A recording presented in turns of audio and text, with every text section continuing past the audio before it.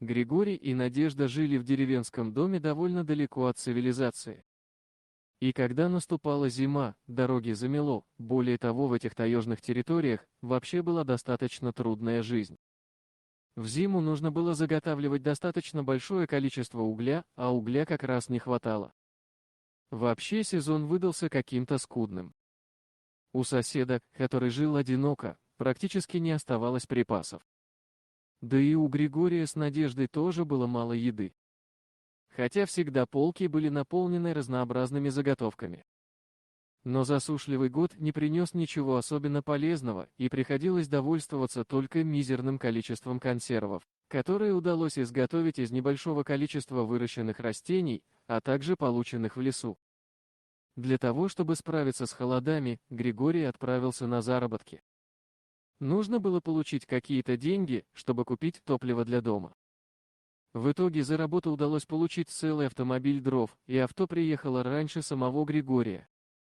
Надежда начала волноваться, хотя радовалась тому факту, что появились дрова. После этого она в один из дней увидела, что пришел ее супруг, который обнадежил ее и сказал, что заплатили даже какие-то деньги, и теперь будет возможность нормально прожить. Надежда порадовалась этому факту и стала накрывать на стол. Благодаря запасам получился достаточно хороший обед и возможность вдоволь поесть.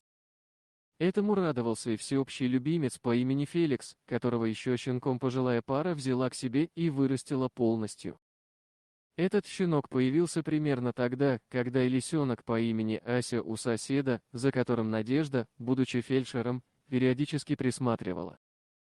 На протяжении многих дней пытались они как-то отвадить двух животных друг от друга, ведь они непрестанно бегали и суетились по участкам, устраивали подкопы, в общем, доставляли много беспокойств, в том числе и делали дырки в заборах.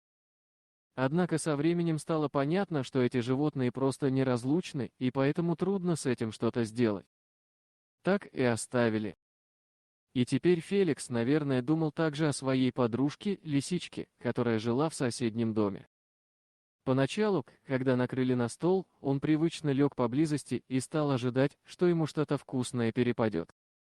Но вдруг ни с того, ни с сего начал бегать по дому, вставать на задние лапы у подоконника и смотреть в сторону соседской избы. Поначалу, когда он подбегает к Надежде, начинает тянуть ее куда-то, заподозрили, что он выпрашивает себе что-то со стола. Григорий положил большую миску картофеля с мясом, но Феликс даже не притронулся к этой еде.